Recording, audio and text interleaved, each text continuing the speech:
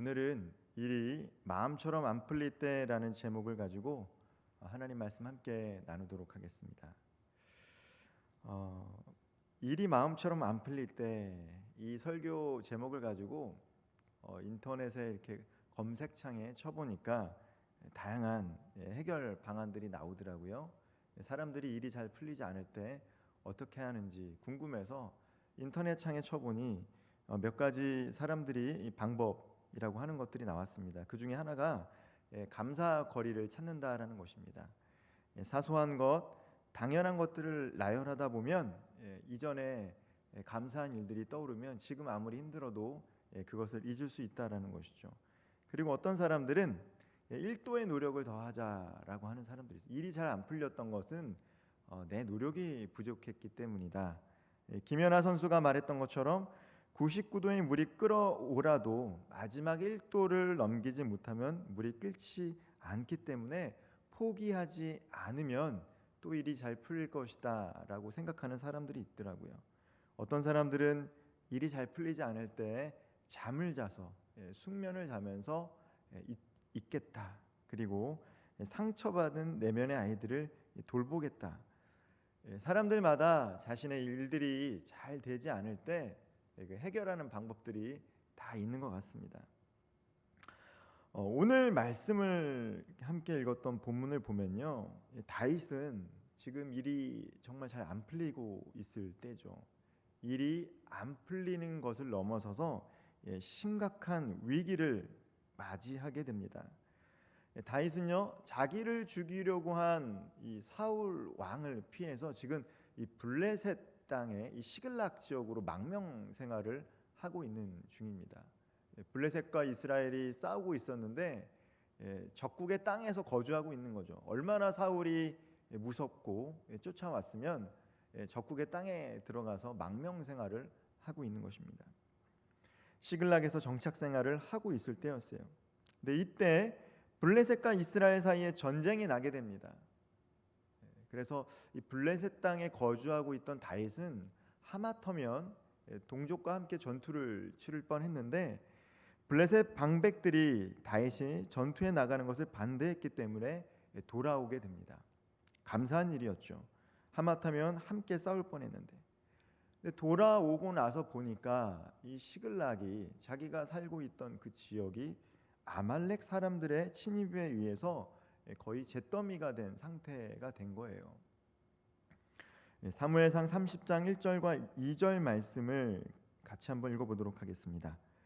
다윗과 그의 사람들이 사흘 만에 시글락에 이른 때에 아말렉 사람들이 이미 네겝과 시글락을 침노하였는데 그들이 시글락을 쳐서 불사르고 거기에 있는 젊거나 늙은 여인들은 한 사람도 죽이지 아니하고 다 사로잡아 끌고 자기 길을 갔더라. 아말렉 사람들이 그 틈을 타서 거주하고 있던 지역을 습격한 것입니다. 그리고 거기 있는 사람들을 사로잡은 거예요. 또 3절을 보면요, 다윗과 그의 사람들이 성읍에 이르러 본즉 성읍이 불탔고 장애들의 아내와 자녀들도 사로잡혔다라고 합니다. 그때 반응이 무엇입니까? 용사들이었거든요. 다윗과 함께했던 이 아둘람 굴에서 함께했던 사람들, 그 용사들이요 울었다라는 것이죠. 울 기력이 없도록 소리 높여 울었습니다. 그리고 그 반응은 다윗도 예외가 아니었어요.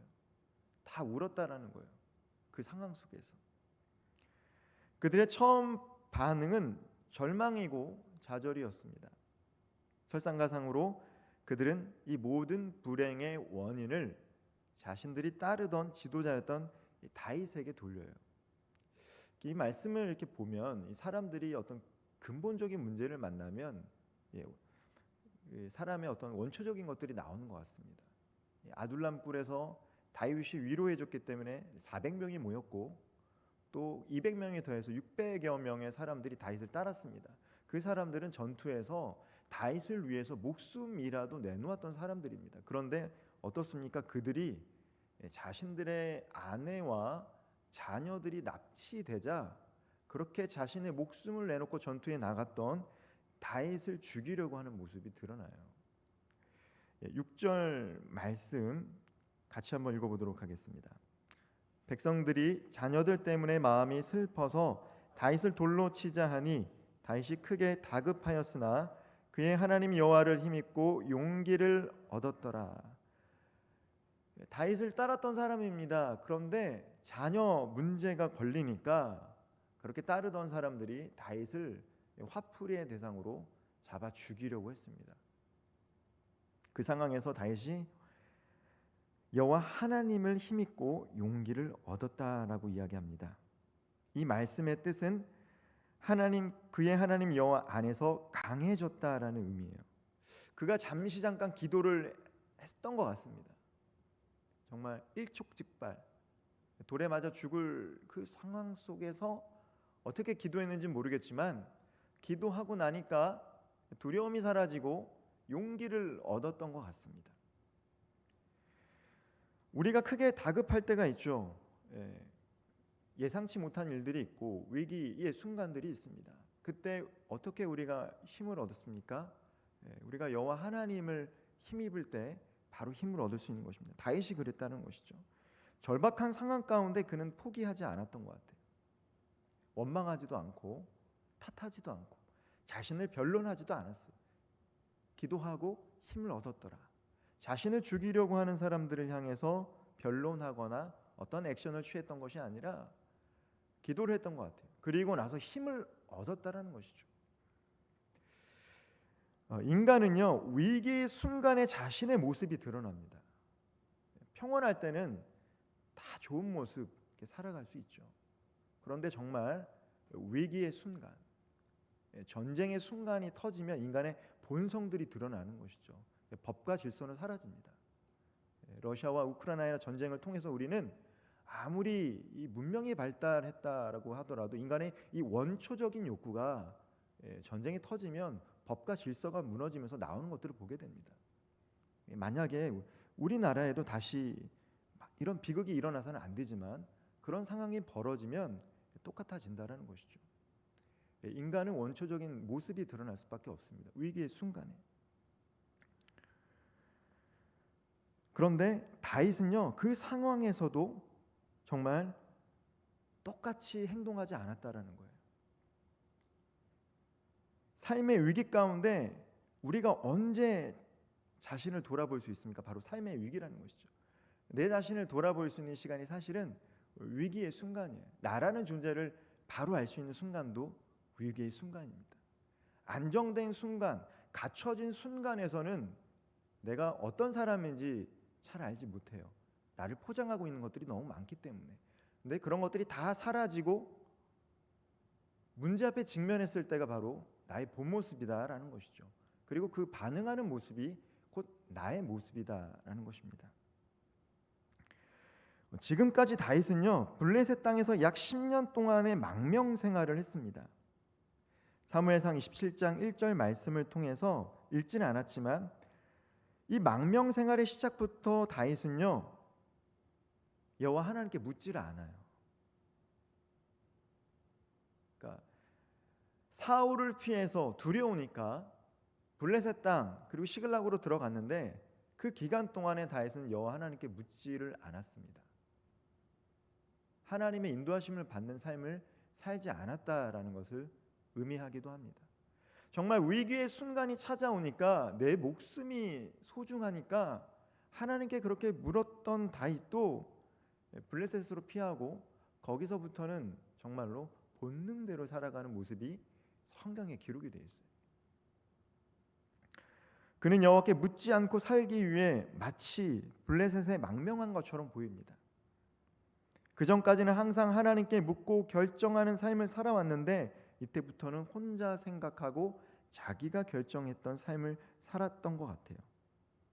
그렇기 때문에 그 사이에 그는 속이고 약탈하는 모습이 말씀에 기록이 되어 있습니다. 거짓말하고 죽이고 약탈합니다. 하나님께서 그를 이스라엘의 왕으로 세우시려고 기름 부었음에도 불구하고 말입니다. 다윗은 계속적으로 하나님을 의지하던 믿음을 잃어버리고 인간 생명의 존엄성을 잊어버린 잔인함의 세월을 그 블레셋에서 보내고 있었던 것이죠. 그런데 하나님은요, 하나님이 택한 사람들을 그렇게 살아가도록 버리지 않습니다. 결코 유기하지 않으시죠. 성도를 견인하죠. 끌어주죠. 온전한 구원을 이룰 때까지 하나님은 성도를 견인하십니다. 다윗에게도 동일한 하나님의 은혜가 임했어요. 어떻게 해요? 바로 오늘의 위기를 통해서. 위기가 기회가 된 거예요. 그 순간 통해서 그는 하나님 앞에 간구하고 다시금 정체성을 회복하게 됩니다. 우리가 읽지 않았지만 그 뒤에 본문 8절을 보면 다윗이 여호와께 묻자와 가로되로 시작해요. 그때부터 다시 다윗이 하나님께 기도하기 시작했다라는 거예요. 위기를 경험하고 나니까 다윗이 다시 하나님을 찾기 시작합니다. 다시 하나님을 찾음으로 그는 하나님의 음성을 새롭게 듣게 되었고 하나님의 말씀에 따라가는 법을 다시 회복하게 되었어요. 우리의 신앙이 항상 동일하지가 않죠. 기복이 있습니다. 어느 순간 뜨겁게 말씀 읽고 기도하고 특별히 믿음의 사람들이 나와 함께 할 때 우리의 믿음은 더 닮아가게 됩니다. 그런데 어느 순간 그렇지 못할 때가 있죠. 인생의 삶의 문제가 찾아오고 또 우리를 무기력하는 순간들이 찾아오고 우리를 위로하고 격려해주는 사람들이 없고 나 혼자 홀로 고분분투하는 인생을 살아간다라고 느낄 때 우리는 다윗처럼 본능대로 생존을 위해서 살아갈 수밖에 없는 연약한 인간이라는 것입니다. 그런데 하나님은 그 순간 그렇게 살도록 다윗을 내버려 두지 않고 우리들을 내버려 두지 않습니다. 그 순간의 위기를 고난을 겪게 하신다라는 거예요. 다윗의 인생이 실패자의 인생으로 끝나지 않고 하나님께서 가장 나의 마음에 합한 사람이다라고 이야기했던 것은 그가 흠이 없어서가 아닙니다. 어떤 상황 속에서 다시금 그의 마음을 돌이켜서 주님을 향했고 그때마다 주님의 인도하심을 받았기 때문에 하나님은 그를 마음에 합한 사람이라고 이야기한 것이죠. 얼마나 허물이 많습니까 다윗이. 자신의 사랑하는 부하의 아내를 취하고자 간음을 하고 또 그 부하를 살인했던 죄를 범했던 사람이 다윗입니다. 그리고 오늘 이런 위기를 또 겪게 되죠. 위기의 순간을 만났을 때 하나님을 만나는 기회의 순간으로 그는 그럼에도 불구하고 포착했던 것 같아요. 그리고 하나님 안에서 이 문제를 해결받을 수 있다라는 믿음을 잃지 않았던 것 같습니다.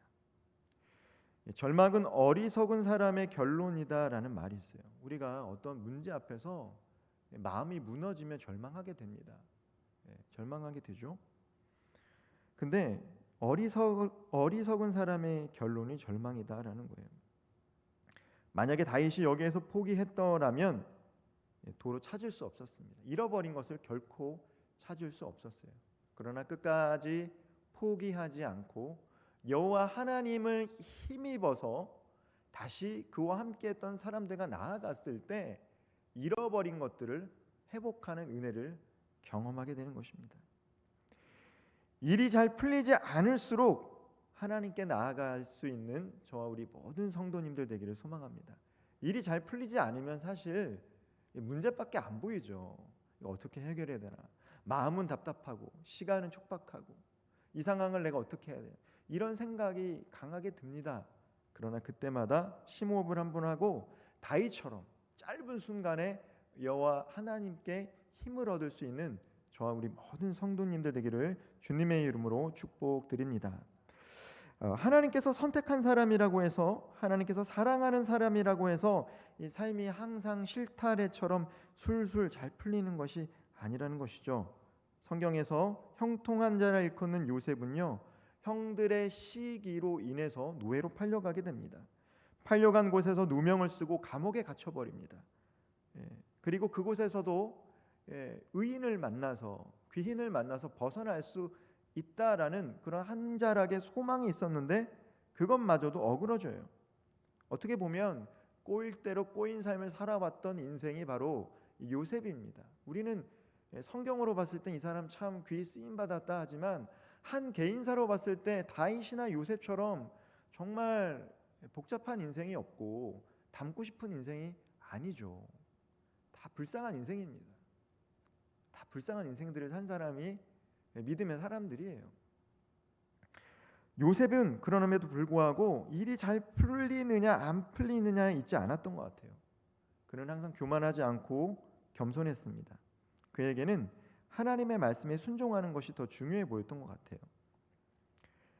위기의 때 우리는 어떻게 하나님의 말씀을 붙잡을 수 있을까요? 어떻게 말씀을 붙잡을 수 있을까요? 개인마다 주시는 말씀이 다 다를 것입니다. 성향도 다르고 기질도 다르고 자라온 환경도 다르기 때문에 다 동일하게 적용할 수 있다고 생각하지는 않습니다. 그러나 하나님께서 우리들의 삶 가운데 어려움을 주실 때 이 어려움 속에서는 반드시 뜻이 있겠구나. 내가 지금은 너무 힘들지만 하나님이 왜 이런 힘든 시간을 내게 허락하셨을까를 생각하는 것은 중요하다고 이 성경은 우리들에게 계속해서 메시지를 던집니다. 인생을 어떻게 해석하느냐가 중요하다는 것이죠. 요셉은 자신의 인생을 어떻게 해석하고 있습니까? 악을 선으로 바꾼 하나님이라고 고백을 하는 거예요. 형들은 나를 해하려고 하였으나 하나님께서는 악을 선으로 바꾸사 많은 사람의 생명을 구원하기 위해서 이러한 경험을 하게 하셨다라고 고백한 사람이 바로 요셉이에요. 내 인생 형들 때문에 꼬였습니다. 그런데 내가 열심히 노력해서 여기까지 온 거예요. 라고 한 것이 아니라 겸손하게 그들도 포용해주고 자신의 삶을 하나님의 관점에서 다시 해석하면서 그 고난의 의미를 재해석하면서 하나님이 이 사건을 통해서 여기까지 나를 오게 하셨고 이 자리에서 많은 사람을 구원하기 위해서 그렇게 나를 연단시키셨구나라고 자신의 삶을 해석한 사람이 요셉입니다. 마찬가지입니다. 우리도 그렇게 할 필요가 있어요. 하나님께서 쓰임받는 방법은 다 다르겠지만 우리가 어렵고 힘들 때 하나님은 이 시간을 통해서 또 다른 모양으로 더 큰 구원을 이뤄가기 위해서 우리에게 이러한 시간을 보내는구나.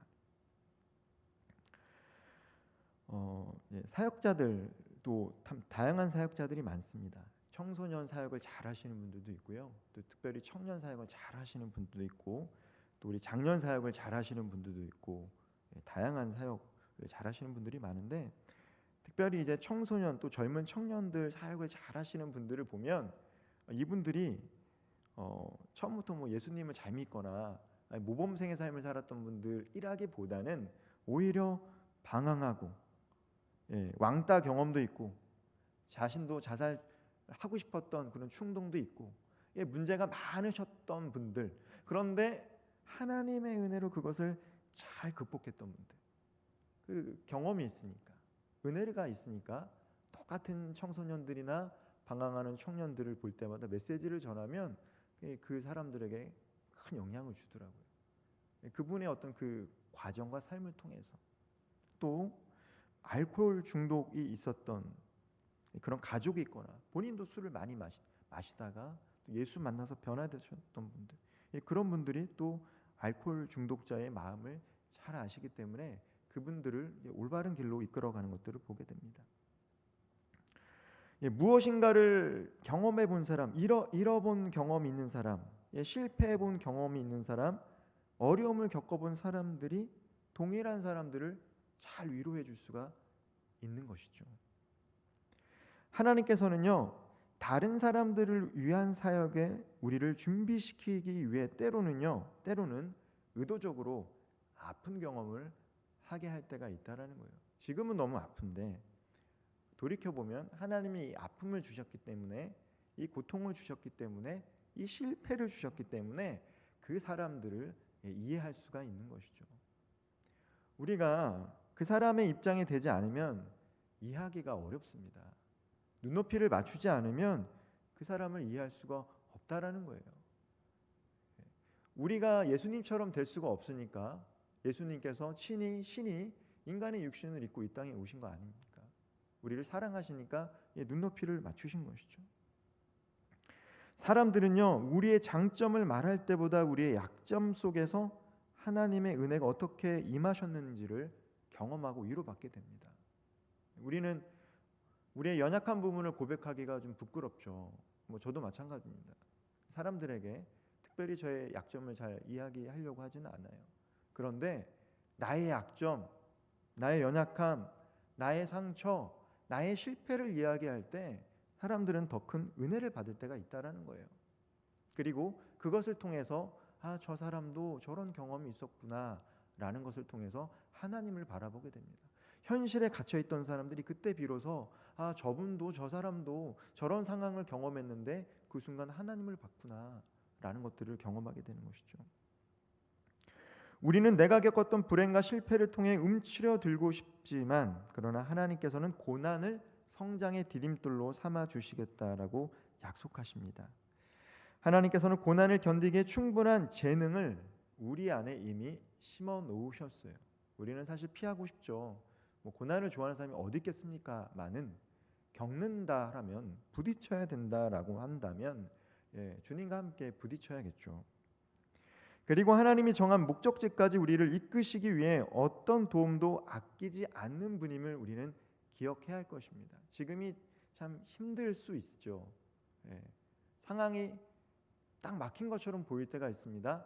그러나 하나님이 반드시 열어주신다는 것, 또 피할 길을 주신다는 것, 그리고 그 과정 가운데 하나님이 우리와 함께 동행하시고 계신다는 것, 하나님을 신뢰하는 것이 참 중요합니다. 환경에 의해 굴복되지 마시기를 바랍니다. 위기를 딛고 일어서서 하나님께서 축복문을 활짝 열을 때 그 문까지 들어갈 수 있는 저와 우리 모든 성도님들 되기를 소망합니다. 하나님은 우리를 복 주시기를 원하시는 분이시기 때문입니다. 제가 설교를 준비하면서 일이 잘 풀리지 않을 때라는 말로 검색을 해보았다고 이야기했습니다. 근데 그것은 어떤 해결책이 있는 것처럼 느껴지지만 근본적인 문제는 해결할 수가 없죠. 임시 방편적인 해결 방법입니다. 또 많은 사람들은 그냥 잊는다라는 것이죠. 잠깐이라도 잊어야지 마음이 편하다라는 거예요. 그런데 우리가 창조적으로 그 문제를 해결하려면 어떠해야 합니까? 믿음의 사람들은 그 문제를 내가 가지고 있으면 안 돼요. 과거에 얽매일 필요도 없고요. 그 문제를 내가 갖고 있어서도 안 되고 그 문제를 예수님께서 말씀하셨던 것처럼 짐을 토스해야 됩니다. 다 맡겨버리는 게 우리의 마음속에서 다 주님께 맡겨드리고 주님이 해결해 주십시오. 먼저 일이 잘 풀리지 않을수록 하나님께 가까이 나아갈 수 있는 저와 우리 성도님들 되기를 소망합니다. 그래서 위기의 순간을 하나님의 능력을 통해서 경험할 수 있는 위기를 기회로 경험할 수 있기를 바랍니다. 아무리 힘들고 어려운 상황이 와도 절대 하나님의 말씀을 떠나지 말고 방황하지 않겠다라고 결단하는 것들이 참 필요한 것 같습니다. 모든 일이 순조롭고 잘 되고 있을 때보다 일이 잘 풀리지 않을 때 우리의 믿음의 결단이 더 필요합니다. 일이 잘 될 때보다 잘 되지 않을 때 우리가 결단하면 그만큼 성장의 시간으로 보낼 수 있기 때문입니다. 이런 때가 우리가 믿음의 사람이란 걸 한편 증명할 수 있는 거죠. 어려울 때, 고난이 올 때 사람들에게 증명하는 게 아니라 나 자신이 하나님 앞에서 증명하는 시간이 될 것입니다. 하나님의 능력을 경험하며 살아가는 것, 그것이 얼마나 큰 축복입니까? 그런데 그 능력을 경험하려면 일이 잘 풀리지 않는 위기와 고난이 있을 때만 경험할 수 있다는 것이죠. 아무런 문제가 있지 않을 때, 태평할 때는 그 능력을 경험하기가 참 어렵습니다. 그러나 잘 풀리지 않을 때, 위기라고 느껴질 때 그때를 기회 삼아서 하나님 앞에 더 가까이 나아가면 약할 때 강함 되시는 그 하나님을 우리도 경험하게 될 줄 믿습니다. 하나님의 힘과 능력을 풍성하게 경험하는 삶을 살아갈 수 있도록 일이 잘 풀리지 않을 때, 고난이 올 때, 어려울 때 주님께 더 가까이 나아가고 우리들의 인생을 하나님의 관점에서 해석할 수 있는 저와 우리 모든 성도님들 되기를 주님의 이름으로 축복드리겠습니다. 기도하겠습니다.